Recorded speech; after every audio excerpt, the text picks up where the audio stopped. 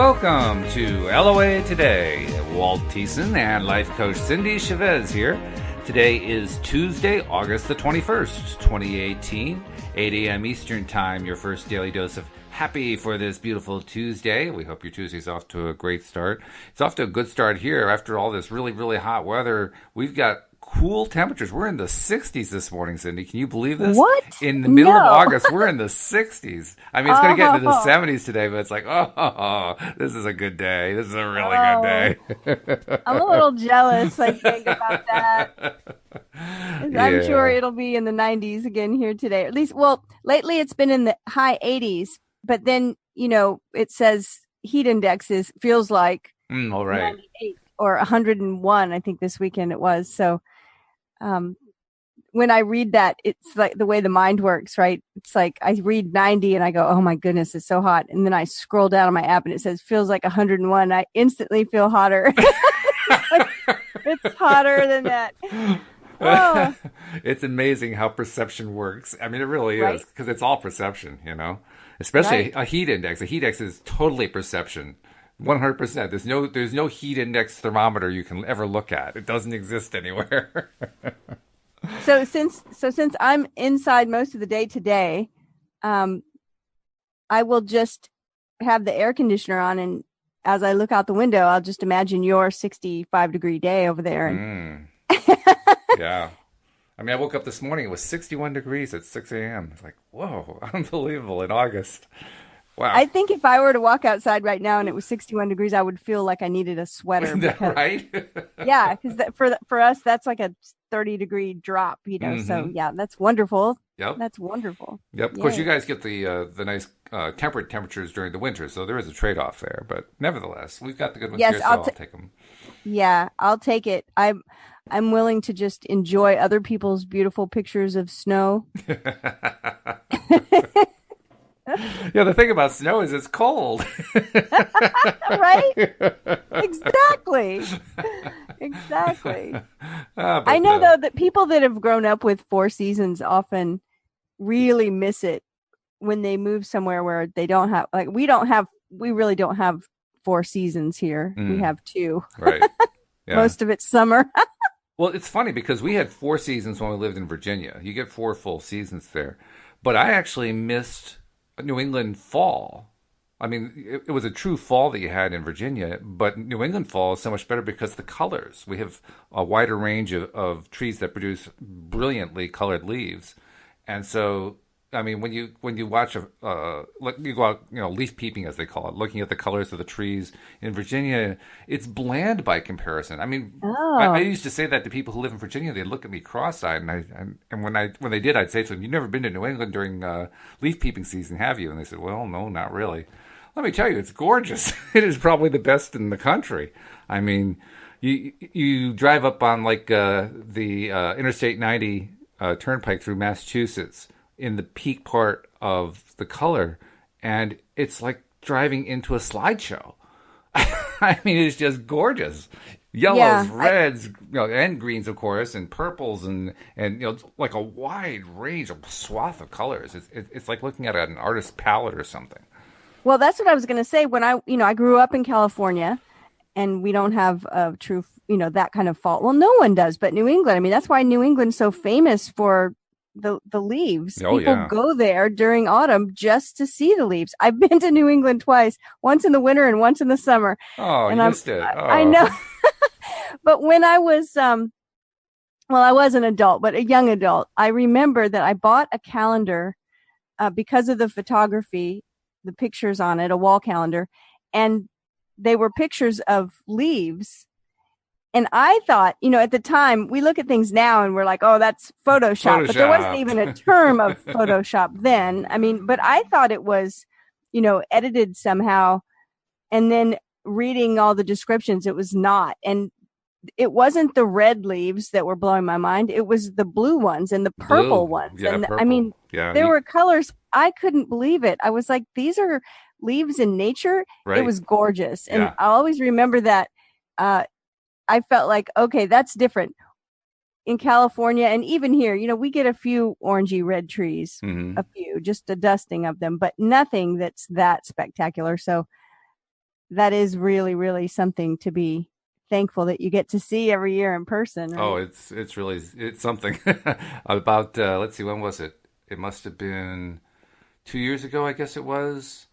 My high school class had a reunion, and I almost didn't go. I never go to those things, but a friend of mine from high school, uh, a guy I had played music with, he and I had reconnected the year before. We found out we were living an hour apart in Virginia, and like, oh well, hey Gary, how you doing? After many years of not seeing him.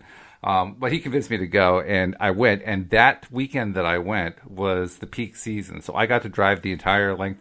Not that this is really long, but I drove nearly the entire length of I-90 through Massachusetts, just enjoying this color show all the way. It was beautiful. It was fabulous. What a great way to go to a reunion, you know? Seriously. I mean, how long does it last? It varies. I mean, there are a lot of factors that go into how brilliant the colors are too. Some years they're not as good. Other years they're better. I don't know all the factors, but I know temperature, change in temperature, water, all these are factors. And there have been years where the color thing was over after a few days. There are others Oh, when they've wow. lasted a few weeks, and it Okay. could be anywhere in between. In terms of what the peak color is. I remember one Yeah. year, this was before Louise and I moved to Virginia. I think it was actually before I met her. There was one year where there's a corridor that goes up through Connecticut, kind of toward the center, actually a little bit left of center in Connecticut, up to Massachusetts. It's called the Route 8 corridor. And that particular year, I'm going to guess it was like, oh, something like 1993, 4, 5, something like that. Oh my goodness! I mean, it gets some decent color usually, but that one year it was a blaze. It was like the hills were on fire. That's how Hmm. brilliant the color was, and it went on for days. I don't remember exactly how long it was, but I think it was in brilliant blazing color for like 3 weeks. Man, you just took drives north just to drive through the color. That's all you cared about. Well, that's why I asked, like, how long does it last? Because I was thinking, well, what about when someone that's not from there and they decide they're going to make that trip Mm. for that specific reason? You know, they And there are certainly would want to people be sure. that it actually Yeah, is a tourist industry to go see the color. It's amazing. right. Yeah, I've seen the ads for the tours. Hmm. So it's like I guess they follow everything. The ones that are professionals at setting it all up, make sure that you get Oh what yes. you came for. So Well, you know who are among the biggest promoters of it are the ski resorts, because the ski resorts want you to kind of get in the habit of coming up there for the ski season, so they get you started with the color during the fall. oh, that's interesting. Yeah. Very interesting. Yep. So anyway, we've been we don't have our usual topic anymore. I mean, we finished Money and the Law of Attraction last week after what was it, like 4 or 5 months we were working on that book. We did. We took our time meandering through it, but it was great. There was so Oh, it much was there. fun. It was really in-depth stuff. But after it was done, you made a comment. I can't remember if you made it on the show or off the show, but you made a comment about billionaires, I think it was. What do you remember what you said? I don't remember what you said, but it was something like we have the wrong perceptions very often about billionaires. And we thought, well, why not do a topic on billionaires? Because people want to attract money. I mean, that's certainly one of the top three things people want to attract. That's why we did the book, Right. in terms of going through the show. So why not look at what it's like when you're actually a billionaire? Who are the billionaires? What do they do with their money? How do they live their lives? Right. No, well, it came up when we were talking about we were recording a promo Hmm. Oh, right. That's and right. Yes. and we were talking about our perception of money. Like we have perceptions about all different types of things, right? Or of people. So if you were to be telling me about a person in your life and you said, oh, they really love sports, that may give me an idea of them. Or they're really hysterically funny. They could do stand-up comedy. They are so funny. Right. Or what, and I said, what would I think? What would you think if someone said they love money? would you, and they said it, they didn't say, oh, they really love money, or they said, oh, they love money. If they just said it in a neutral way, what would the perception be on the And, hearer? well, yeah, and it depends a lot on who the person listening is, because Well, that's really what's going to exactly. drive it. And so that's, that was what was coming up in my mind. Just a lot of ideas about our perception of, and I'm always like making air quotes over here, our perception of rich people. Right? That means something different to everyone. Mm-hmm. But, whatever it is to you, to imagine what you would consider maybe extreme wealth, what is your perception of someone that has it? And do we have an us and them kind of mentality? And I think we do. I mean, the people who are most famously wealthy are typically the ones who get the bad press. And often for very good reason. It's not like all wealthy people are saints. There are quite a few who aren't. I Well, mean, what's interesting is that it's kind of like when you hear in the news, like when the whole Me Too thing happened mm-hmm, and really blew up. right? And there were people that were named that were in certain industries, but like as someone who follows Buddhism, there were some Buddhist monks that were named. Anytime we hold someone up as that they should never make a mistake, and then we hear that they made a big one, Mm-hmm. right? Or that they don't have the morals we thought they had, or they fell short or of behaving in a way that's acceptable. Um, it's like, oh, my goodness. But it doesn't make all people that teach any kind of religion or spirituality bad, in the same way that all billionaires aren't bad, or all anything. That's what they teach you, right? Is whenever you take a test, if it's true and false test, and this statement is all something, it's usually false. Mm-hmm. Right? So I just started thinking about that, like you said, they get bad press. Oh, yeah. And that doesn't mean that we have to believe that anyone with money is all lumped into the same category, which is a bad person or they do bad things. Because if we have that mindset, we will hold ourselves away from wealth, True. which makes total sense. I mean, if I think that having people with money are bad people, why would I want money? Yeah, right? Because you're basically saying, I want to be a bad person. Yeah. And so, yeah, so it's often, of course, a subconscious thing that we're doing, because we have to remember that most of our decisions, all of our decisions are made on emotions, and then we use logic later to make sense of them. That's a good And point. and most of them are made, you know, by the larger part of our brain, which is the subconscious. Mm-hmm. The larger part of our brain, the reptilian part of our brain, the mammalian part of our brain, the oldest, most ancient part of our brain is huge. I think it's 85% or more of our actual brain. Mm-hmm. And so that part of our brain calls a lot of the shots. And we get these ideas because we don't, I think anyway, because we don't put in a little time and effort to do the research to find out other ideas. Right? And To find out. interestingly, on a topic like this, it's actually pretty easy to do the research too. I know. I I mean, was kind of shocked. I mean, you can go to Wikipedia, you can get lists of all the billionaires, for instance, Right. which is pretty Right. cool. But in fact, there's one billionaire. I don't even know who he is, but he's got a great name. His name is Bob Rich.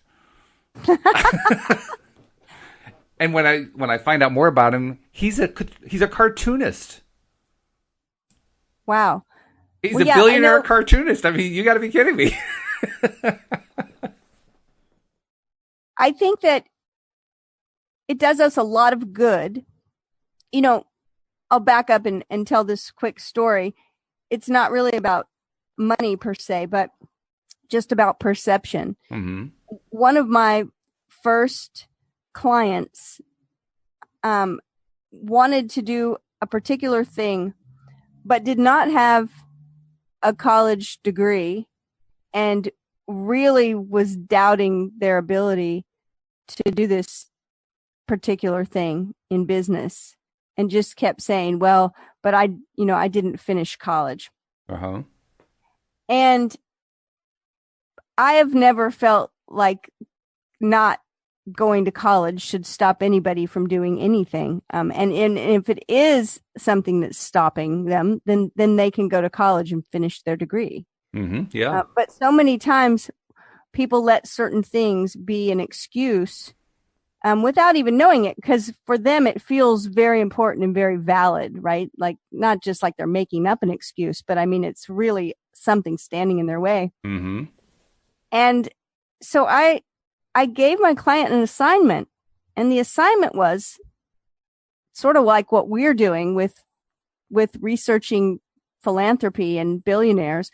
My assignment to this person was just go find some people that have been really successful in that field and find until you can come back and tell me 3 of them that I would recognize their name, like big name, successful people in this field that never went to college. Yeah, oh, there are. It's a long list, actually. Homework. Yeah. That's your homework. Go do it. Mm-hmm. Yeah, and in any field, right? Right. And they came back and they were like a changed person. They were bubbly and excited. And oh my goodness, I had no idea that this one, this one, and this one. And they named off these people that, were known to them, if not to me, but I think I did recognize the names. And they were so excited that they didn't even finish high school, or they didn't go to college or whatever. And it was just a little bit of research. Mm-hmm. And it brought hope back to this person. Oh, and yeah. They actually did within maybe 18 months of that time, they were successful in that field. No kidding. Wow, that's a terrific turnaround. They manifested an opportunity that seemed like a miracle. And it just, they had a maybe 5-year career in that field where they were very successful, and then they moved on to something else. And I love that story because it really, it all seemed like magic, and a lot of it really kind of was, but it all started with something that was very practical, and that was just go do the research and find out that this is possible. Mm-hmm. Yep. Yeah. Like you just said, Bob Rich, is that the name you said? That's his name, yeah. Right. A comic, a cartoon artist or an animator or whatever, and you think, wow. and I was looking at it, he has 2 cartoon strips. You never heard of either one of them. Where he made his money was on editorial cartoons. Ah. I mean, who would have thought you could become a billionaire doing editorial cartoons? But you can. Well, it goes to show you that, I mean, just knowing that the possibility is there. Yeah. And maybe not everyone wants to be a billionaire. But for money to come in, I mean, that's this whole discussion started with us in the conversations that we had over time reading Money and the Law of Attraction. Mm-hmm.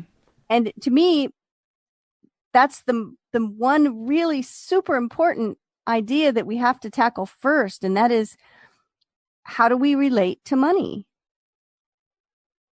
I mean, if we relate to money as something that's bad or evil or, responsible for the world's ills or causes problems, then we won't be open to receiving it. And if we do receive it, we'll get rid of it as fast as we can. Like it comes in and then we create some kind of problem where it goes back out. I mean, money should come in and go out. Mm-hmm. That's right. That money is like any other energy. It should flow in and flow out.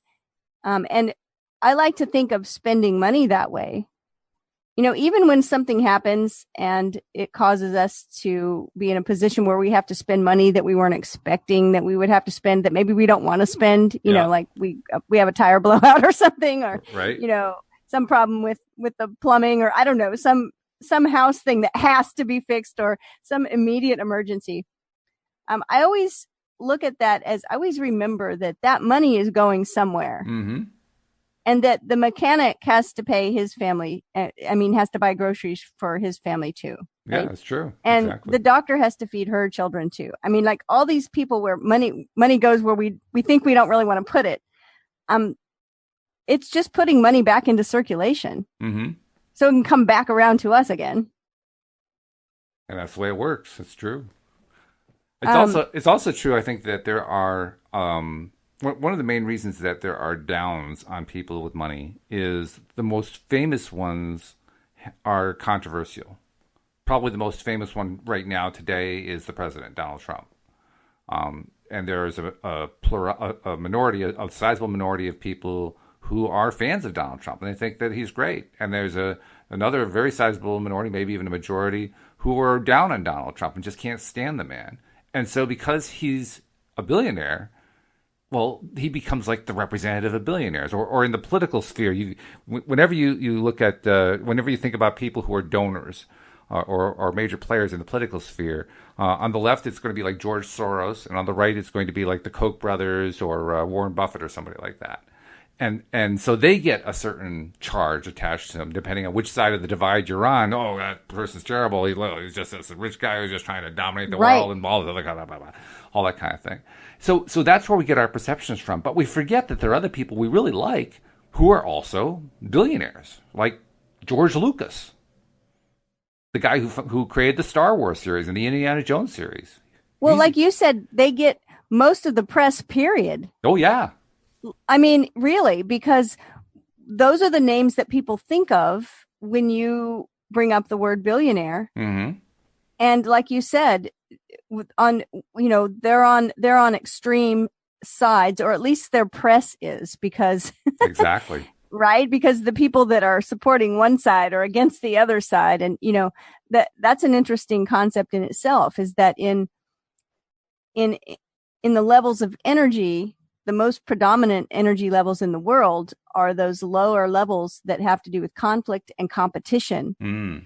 And in that level of energy, the way things are perceived is that for one person to win, the other one has to lose. And there's no concept in those lower levels of energy of a win-win. Right. Which is a much higher level of energy. And it has to do with, it's even higher than cooperation. It's collaboration. It's, we can create a situation between us. We can create something that feels like a win for both of us. We're both winning. Sometimes I like to say that the best relationships are the ones where each person thinks they're getting the better end of the deal. Right. Right. And when we think about the push and pull, the two sides of the winners and the losers kind of thing. And when that's all we ever see of people with money, but you're right. It's the people that don't get the press, Mm-hmm. or don't get the press about what they do with their wealth. That list of, we were looking at separate lists for just a moment. You might have been looking for much longer than I did. I just took a peek at the most famous or the biggest philanthropists. So it may not be billionaires, but I was looking at people that give the greatest amount of money away. Sure. Yeah. And, I was thinking, oh, that's right. Like I knew some of these things, like Bono and Lady Gaga, Mm-hmm. and like, right, music people. I knew them, but I wasn't thinking of them when I heard the word philanthropist or billionaires. True. Yeah. Like a lot of people would, because they know their stories better. But I thought, okay. And there were so many names on the list I never heard of before. Oh, yeah. Which is great news. Well, I'm going to give you a name of somebody who's really very, very wealthy. And you'll be surprised to know that you really know who he is. But when I say the name, you're not going to have a clue. His name is Pierre Morad Amidjar. Nope. Better not ringing a bell. Better known as the founder of eBay. Ah, okay. Became a billionaire at age 31 when eBay went public. Mm-hmm. And very, very wealthy. I mean, this guy's wealth is between $4 and $10 billion. So this is like serious money. But you've never heard of him. Well, when I was looking at the list, it was funny. I was seeing names I recognized, like the ones that you mentioned. Hmm. And I was seeing, names I recognized from entertainment. Hmm. Oh, look at that person's on the list and this person. And then I saw this name, and it was Catherine T. MacArthur Mm. of the MacArthur Foundation. And I thought, oh my goodness, because John D. and Catherine T. MacArthur, I've heard that sentence of the MacArthur Foundation. I've heard it so many times because a great deal of money was given or is continually given to NPR, and I listen Right. to NPR. Hmm. And so I wanted to see who are these people, and I was reading about them. She was the daughter of Irish immigrants on Chicago's South Side, 9 children. And she married him, and he purchased Bankers Life and Casualty for $2,500 and then used mass marketing techniques to sell insurance by mail. Oh. And in the 60s, he was one of the top, I think, 3 wealthy people in the United States, maybe the third wealthiest. Wow. But the story said that their story said that they bought a hotel in Palm Beach Shores on Singer Island, Florida, and that they were known for their frugality, even when they were at their wealthiest. And they lived in a modest apartment overlooking the parking lot of the hotel. And that he conducted most of his business from a back booth in the hotel's coffee shop. Hmm. And I thought about that. I thought that's interesting to discuss because they lived very, very frugally. And why is that? I mean, I don't know why. We would have to ask them, and I Yeah, don't right. believe either. I don't think either one of them are alive any longer. But see, their legacy lives on because Yeah. I still hear, the sponsorship of NPR radio Right. shows when I Sure. listen, and they're no longer with us. Yeah. So I think it's interesting that my life has been made so much better because I've listened to NPR since I was a kid, and I always find it to be interesting. Hmm. And so it's like it affects my life. Their giving affected my life, and our lives are all affected by people's philanthropy, whether we recognize it or not. There's also something that a lot of people don't know about that was started by Bill Gates and Warren Buffett called the Giving Pledge. Have you heard of that one? I believe I've heard a little bit about it, but tell me more. Okay, well, I'm going to read from the Wikipedia article because that way I can be authoritative. But the Giving Pledge is a campaign to encourage wealthy people to contribute a majority of their wealth to philanthropic causes. As of 2018, the pledge has 183 signatories, either individuals or couples from 22 different countries. Most of the signatories of the pledge are billionaires, and their pledges total over $365 billion. It does not actually dictate that the money will be spent in any certain way or towards any particular charity or cause. So there's no obligation, and there's no forced obligation to actually donate the money. So it's purely on a pledge basis. But I mean, these are all people who have signed up for it, and a lot of the names you'll know. Obviously, Bill and Melinda Gates, Warren Buffett, Larry Ellison may not be famous to a lot of people, but he's a famous software designer. Michael Bloomberg, the ex-mayor of New York, Mark Zuckerberg of Facebook, Carl Icahn, real estate investor. I mean, there's a whole lot of them. Paul Allen, who was involved with Google. Let's see, Elon Musk. Everybody's been hearing about Elon Musk a lot.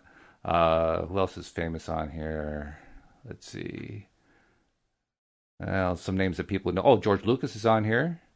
I mentioned him earlier. I think Spielberg is on here too. Believe it or not, David Rockefeller. That's not a name you'd expect to hear on a list like that. But David Rockefeller has pledged to give away a majority of his wealth. That's pretty cool. Oh, I think it is cool. I think because once your needs and probably some of your desires, are met, right? For physical well-being, for relationship, for health, for sustenance, and for the basic human needs that we all have, once those needs are met, the next thing that people are likely to focus on is legacy. Mm-hmm. Yeah, and true. that's what I see here is that, they have an intention to make the world a better place. Mm-hmm. Yep. And to leave some kind of legacy in the process of doing that.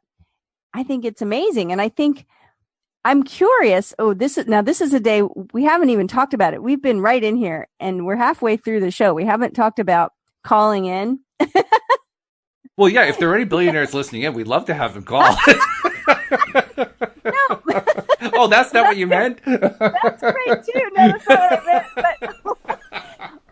But what I would love to hear is, I would love to hear how people hear this conversation. In other words, what comes up in our minds when we listen in on a conversation about billionaires Mm-hmm. and about people that have made pledges to give away most of their money?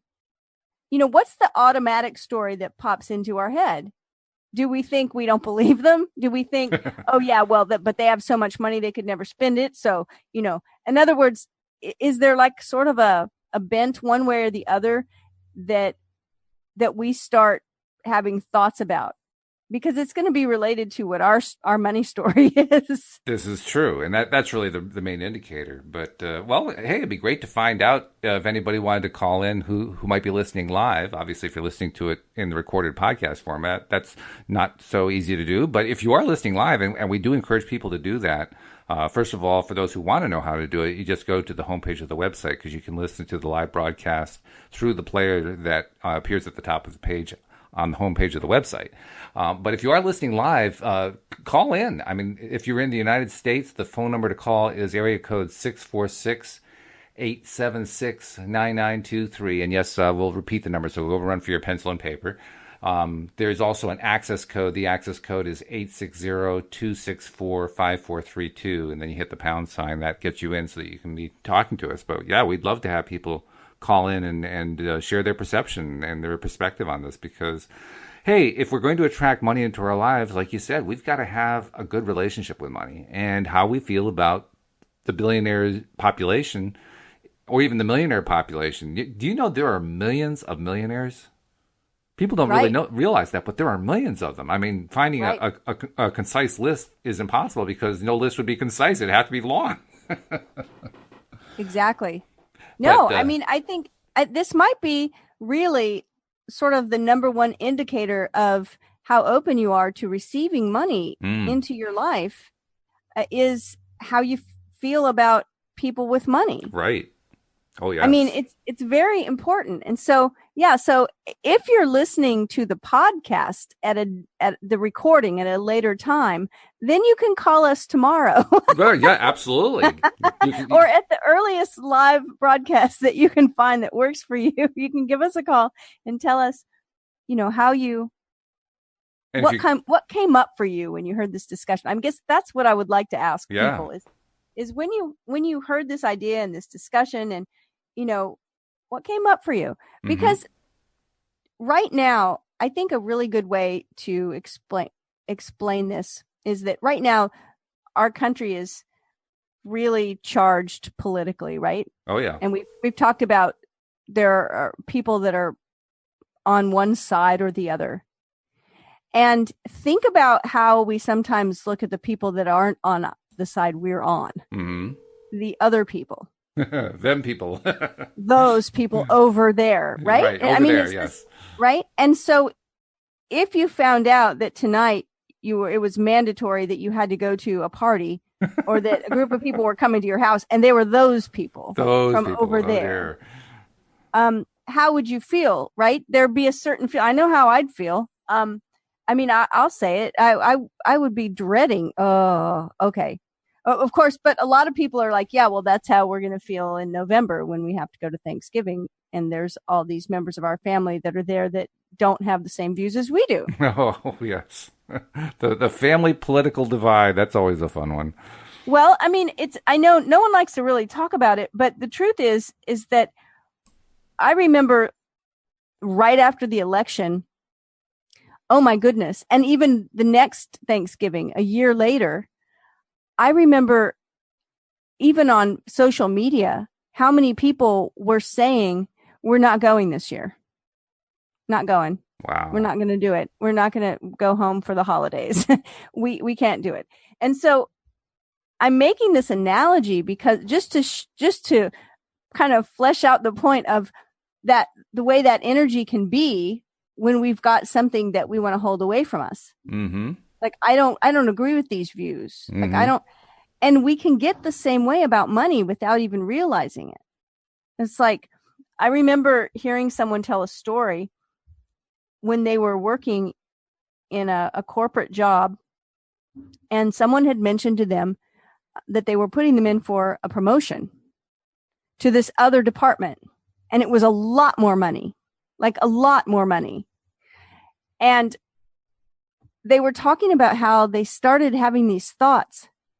Ooh, those people make a lot more money in that department. And she said she started thinking things like, ooh, I bet they don't wear jeans when they go out for a beer. I bet they all wear khakis. Yes. And then she thought, ooh, I bet they don't even go out for a beer. They probably go out for a cocktail. Like, like all these things. And basically it was this long running commentary of like us and them. Mm-hmm. Like, I'm not going to fit in with this group. Right. And so that's what we're talking about is like, how do we get more comfortable? Well, there's an interesting thing that happened with the series that came out of the UK, the TV series Downton Abbey, that played for, I guess, 6 seasons.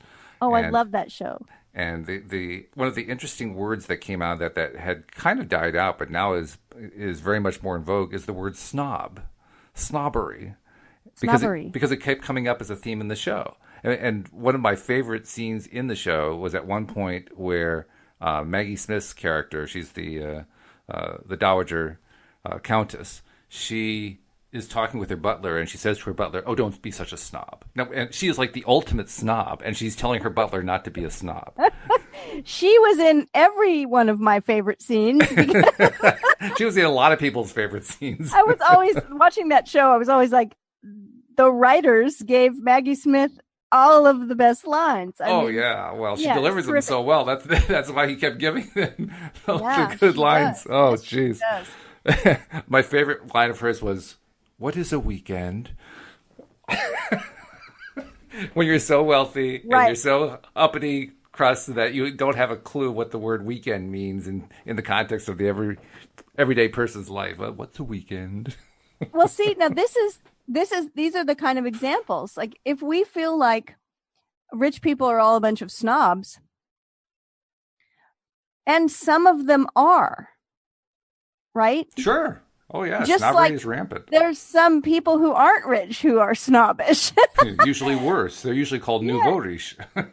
So, that's the thing, is that we're making an effort to recognize that good people are everywhere, and that many of them are wealthy, and that the majority of wealthy people are good people. Mm-hmm. I would go out on a limb and say that. Oh, I think so. I do not. I mean, I always bring it back to what you know for sure. Mm-hmm. Right. And it's like, what do I know for sure? Well, I have to go on my own experience. So of my own experience, the people that I personally know, I don't know if I personally know any billionaires, but I personally know some millionaires, mm-hmm. And people that have vast amounts of wealth. Mm-hmm. And they're very generous people who care about the world. Most of them are, yeah. Yeah. That's my experience. I think it's a very valid depiction. I think the average wealthy person gets a bad rap because of the few famous ones, like you said, who get the bad press. But the vast majority, they're very good people, and they're very generous people. They're caring. I mean, they're in many ways representative of the population at large. I think that's probably the best way to look at it. Now, a few minutes ago, we promised that we would give the number again. So hopefully, those of you who have gone off to get your pad and your paper, you've had time to get it. So here it is. Be ready to write. Within the United States, the number to call is area code 646 876-9923. That's 876-9923. And then the access code to get into the room where we do the podcast is 860-264-5432. And then you hit the pound sign. So that'll get you in. So if anyone's listening live and you want to share your thoughts about this, we would love to hear from you. We would love it. We would love it. I love this discussion. And partly because it's brought up a lot of thoughts in my own mind where I catch myself having certain, stories. Mm-hmm. And I have to say, no, that's not true. And I don't even believe that's true. Right? Consciously, logically, right. But we hear those stories so much. We talked about before the idea that in the movies, often it's the villain is the, wealthy evil person that lives up on the hill in the mansion, and the hero of the movie is the poor struggling person. Mm-hmm. So it's like the good guy is always poor and the rich guy is always the evil one. And it's like, that's just not true. But Mm-hmm. we do get those stories are told so often, they become, a cultural meme. And then they're like a memory we all have, which is what that term actually meant before it meant a picture with words on it. Yes, right. We had memes. We had memes before They had did the internet. exist. They did exist. How about Yeah. that? Yeah. And they affect us, kind of on a collective level. Those stories that we hear over and over. There's an HBO show right now that just ended its first season called Succession. Oh my goodness! Like, I said in the second episode, or maybe the first, is it's about a wealthy family and the power struggle within the family over the money and the corporations they own and etc. And it really is like all of these really terrible stereotypes. Yep. Every single one. Like, I remember seeing on Twitter people saying about this show that they couldn't make it through the fourth episode. They were like, I'm done. I can't watch it anymore. There's not one redeeming quality of one single person in this entire show. And I said, this is exactly what gives rich people such a bad name. Yeah. It's this show. It's Sure. like these stereotypes that are just out there. And so I decided when we were doing the Money and the Law of Attraction that I was going to stop that us and them kind of thought as much as possible. And I would decide that shows like this give us a bad name. It's a good practice, I have to say, to try to root that out. And I don't think it actually takes all that much effort to root it out. About the only way it might take effort is if you have it, you've got it tied into some sort of deep-seated pain from your childhood, and you've inextricably tied them all together. Then it might be a hard time to root it out. But most of the time, for most people, I don't think it's all that difficult. I think it's just a question of deciding to do it more than anything else. Well, I remember reading somewhere, and I don't remember where. This is one of the pitfalls of being someone who reads so many books, is that sometimes I just can't remember where I read a thing. But Right. It was a story of someone telling a story about when they were a child. And now you were talking about, deep-seated, horror things that happen. But this wasn't that. It was just the idea that every day, I think it was their grandfather would give them a ride to school. Mm-hmm. And they drove through a very wealthy neighborhood. And they heard over and over their grandfather say, oh, who would look at that big expensive car? Who would spend so much money on a car like that? That's ridiculous to waste your money like that. And who would ever live in a big house like that? Can you imagine having to keep that thing clean? The mortgage must be just atrocious, and on and on. Mm-hmm. And so that's what they heard growing up every day on the way to school. And it wasn't even like rich people are bad. No, it was more like this is my way of feeling better about the fact that I don't have their money. Exactly. But it was, oh, nobody wants that. And maybe feeling bad that the kid was growing up, without certain things. I don't know. But the story was, who would want that? And it would be ridiculous for you to want that. right? And there's that little slight, understanding of I shouldn't want this because it would be silly or ridiculous. It's not even bad or evil, right? It's just it's wrong on some level for me to want these things. And Yeah, so that's a fairly common thing, I think. It's not something that I normally think about. I have other ways of blocking money, but I don't need that one. well, when we're little, most of our kind of, I hate to always sound like I'm trying to make an analogy with human brains and computers, but there are some things that line up there Oh, with there that are. with that analogy. And most of our programming is set before we're 7 years old. True. And until we become, and how we change that is that we become conscious of it. That's the first step. Mm-hmm. We recognize, like this person that said, oh my goodness, I recognize that every day on the way to school, I heard my grandfather say, it's ridiculous to want a big house. No one should spend that much on a car. And so I thought, okay, so that programming goes, all right, that, we shouldn't do that. Basically, you shut yourself out of any possibility. And then when we become conscious of it, we recognize, oh, like that was just a story. And everyone's doing the best they can. And I always tell clients this, I tell myself this, my friends this, our parents, all of our parents were doing the best they could. That's true.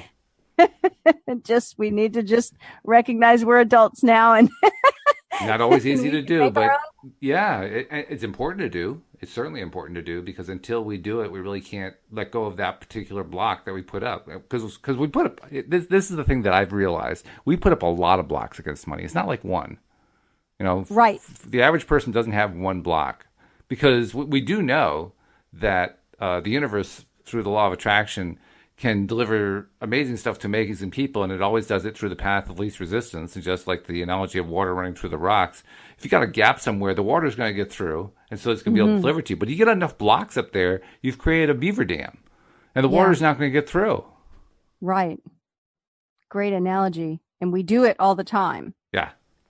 And so all of those cultural memes and stereotypes that we have about rich people, whenever you hear me say rich people, just imagine I'm making those air quotes because to someone else, we're all rich. Mm-hmm. That's right. Right? That's true.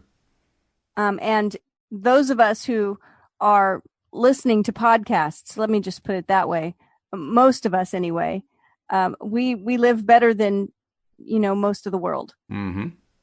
And so we're not opposed to riches in that sense. Right. So we're all moving forward on some level. And when we can recognize that we can put ourselves in, we're all just humanity. We're all just people. Mm-hmm. That's and right. We don't have to always make divisions between us and them. Harder, it may be easier said than done, especially in today's, climate. But I think that that's the main thing that I've determined to stop doing. Mm. That's why I jokingly said to you, these certain people that will remain nameless that have such a bad rap about money, mm-hmm. when they do things that get, into the public sphere of knowledge and we all groan about it. We say that's what gives, like I said about the HBO show, that's what gives rich people a bad name. I decided to say that's what gives us a bad name. I'm just going to put myself in there. Yeah. Right off the bat.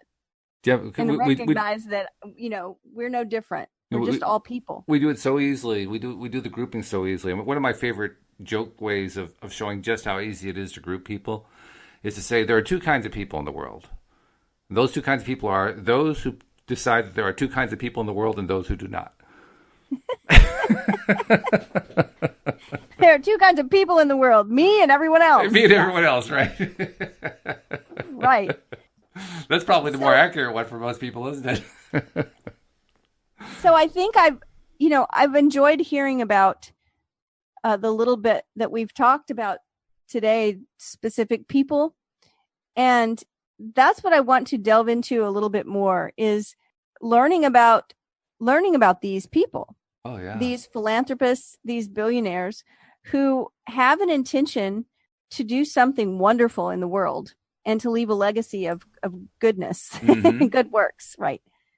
And I there think are it's a lot of important them. to recognize how our lives are affected. When my kids were in high school, um, they were taken on a trip to Washington, D.C., and it was funded by a family that did it every year.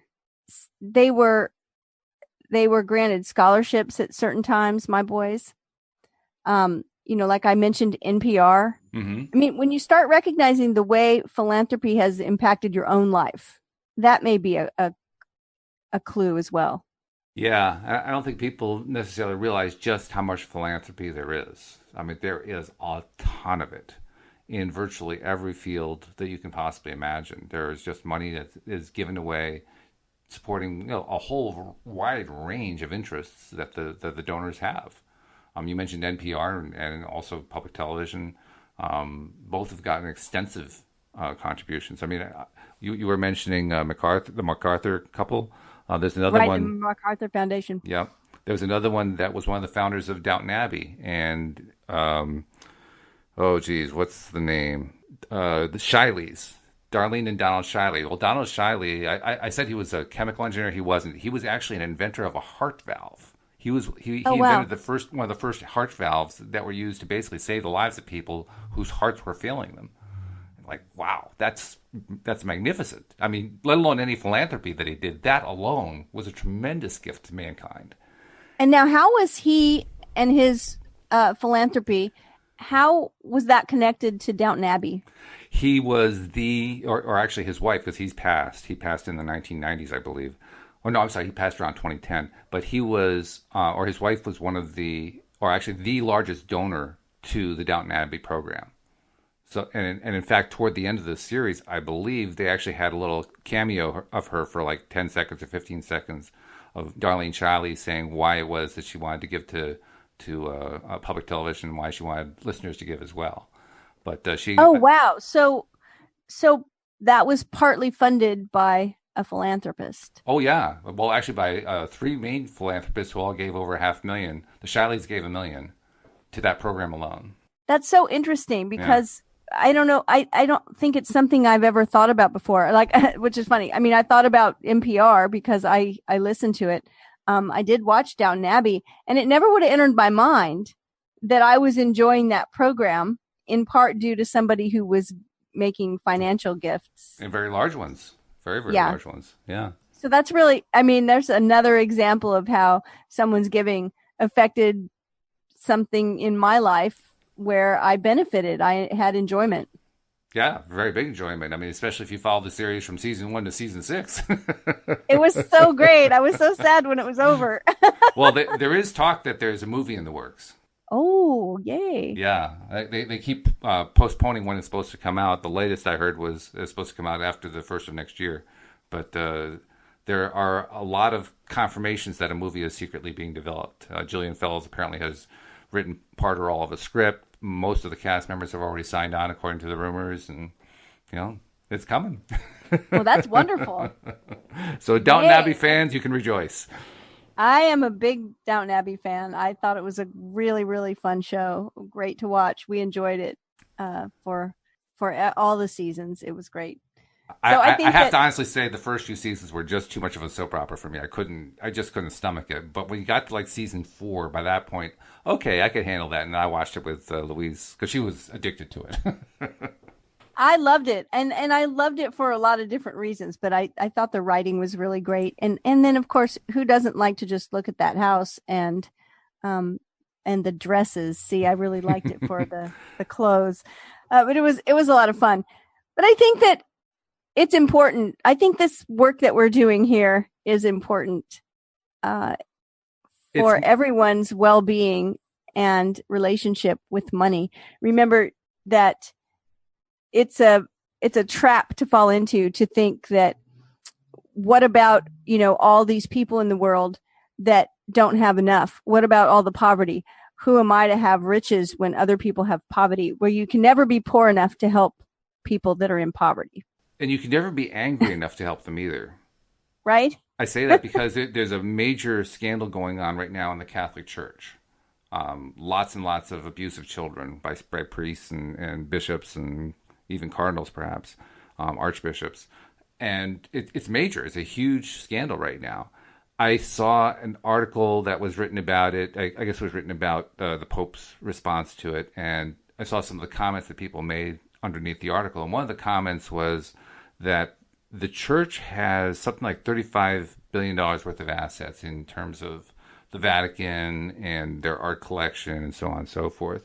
And the person who wrote the comment very disdainfully commented that, the church has all that money and yet they do nothing to help solve world childhood poverty. And I thought about that for a second. I said, let's see, how many people are there in poverty who are children around the world? I think it's a pretty high number. So I looked it up, and it was 1 billion children. 35 billion in assets. You sell off the Vatican, you sell off the art collection. That's $35 per child. That's not exactly going to solve poverty, right? But the perception is that, the church isn't doing enough because of this horrible scandal that's been going on. In other words, like you were saying before, it's the emotional connection that leads people to the conclusions that not only are the conclusions inaccurate, but where does it leave the person who left that comment? Their whole perception about that money is horribly tainted. Horribly. It's like blood money practically in their mind. And as soon as they start thinking about what are they doing to their own financial prospects? Right. And that's the thing we have to recognize is that doesn't it make more sense for those of us who wish that wealth was spent differently to acquire wealth of our own so we can spend it the way, the whole Right. be the change that you want to see in the world? Mm-hmm. Exactly. Instead of staying in a place of lack and being angry at all the people that have money because they're not spending it the way we think they should. Yeah, you Makes pointed more out. sense to me to just, accrue wealth of my own and then spend it in a way that feels good. Yeah, you pointed it out very succinctly. It's impossible to help somebody when you're in lack. You can't do it. There's no way to do it. Yeah. Not financially anyway, or not in terms of the thing that you lack. Maybe I should make it a little bit broader than financial. But yeah, you can't help somebody from a position of lack. There's no way to do that. Yeah, you can't give what you don't have. Right. Yeah. And you can't have much of an impact trying to give what you don't have. I mean, you can give, here's $1. Have fun. And have you given anything? Yeah, you've given something. But unless you have a more positive feeling, a more positive experience when it comes to giving that dollar, it almost doesn't matter what the amount is that you give. What matters is how do you feel about that money? How do you feel about it when you're giving, or how do you feel about it when you're spending, or how do you feel about it when you're earning? Yeah. How do you feel about it in any aspect of money? Yeah, that's the question. If money was a person, what would they be like? Mm-hmm. What would that person be like in your life? Hopefully my best friend. Right. Exactly. That's really what we're aiming for here. That's what we're hoping for. That's what we're aiming for. Yep. And we would love to hear from you the next time we're on the air. I really would like to hear, or send us an email or go to loatoday.net and drop us a comment and let us know how you feel about money. Yeah. And I'll give you a little heads up too. What you say in your comments or if you call or whatever will likely influence future programming. True. Right? Because that's what we do. We want to, whenever I'm thinking about what topic I want to come up with, if it's a day to come up with a topic and we aren't working through money and the law of attraction or something like that, that's what I think about. What would the audience want to hear most about? Well, the best way to know that is if they tell me. So that's the way I look at it. When somebody posts a comment, we've talked about stuff too. When people send in comments or whatever, we've actually taken time and talked about it on the show. Absolutely. So that's the question is, what do you want more of in your life? Since we're talking about the law of attraction, we want to help you attract what you want more of into your life. So what is it? Well, how can we help you get there, right? You and I have another podcast episode to do coming up during the tomorrow morning, and then tomorrow afternoon. So we got two opportunities that we can talk directly to people and to their comments. So yeah, send those comments in and let's hear what you have to say. And when we get any, assuming we get one, we'll be happy to talk about it. Cindie, this has been great. I look forward to talking to you tomorrow morning. I'll be here tomorrow morning. I'll be here as well. I look forward to it as well. Okay. We'll see you all next time as well here on LOA Today. Goodbye, everybody. Bye, everyone.